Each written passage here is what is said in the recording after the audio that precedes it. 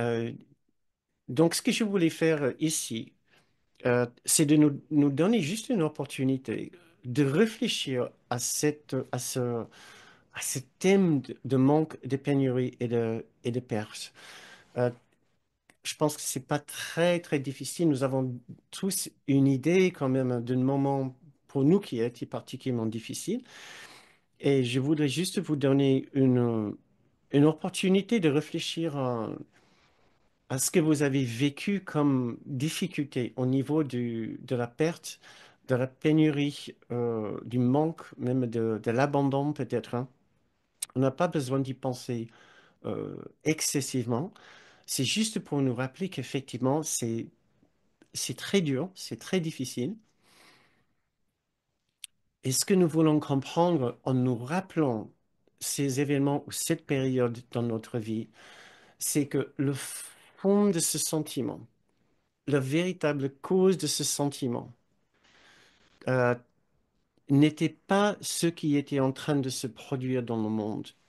Effectivement, il y avait des scènes difficiles euh, que nous traversions dans le monde, mais le sentiment de manque ne venait pas des scènes elles-mêmes, mais d'un sentiment d'avoir été coupé de ce qui nous était très, très important.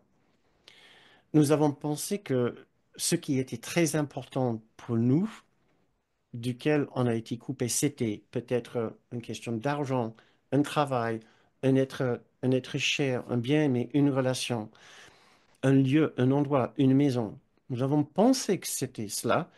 C'était une projection sur notre vie extérieure, les scènes extérieures, d'une expérience totalement intérieure de coupure, d'exil, d'abandon, de séparation et de divorce à l'intérieur, d'avec la source de toute sécurité, richesse, abondance, amour, tendresse, gentillesse, etc. Cela ne semble pas être le cas.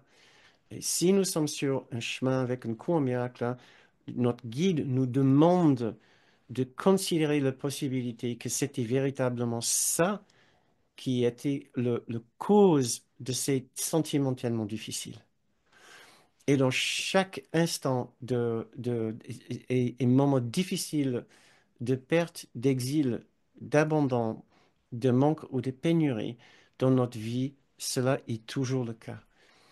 Et ces situations, nous pourrions les traverser avec infiniment plus d'aise et de tranquillité si à l'intérieur, nous pouvons garder ce lien vertical avec la source, avec une partie de notre esprit pleinement euh, ouverte au souvenir vivant de ce que nous sommes en réalité et ce auquel nous appartenons, ce qui est là présent pour nous à chaque instant.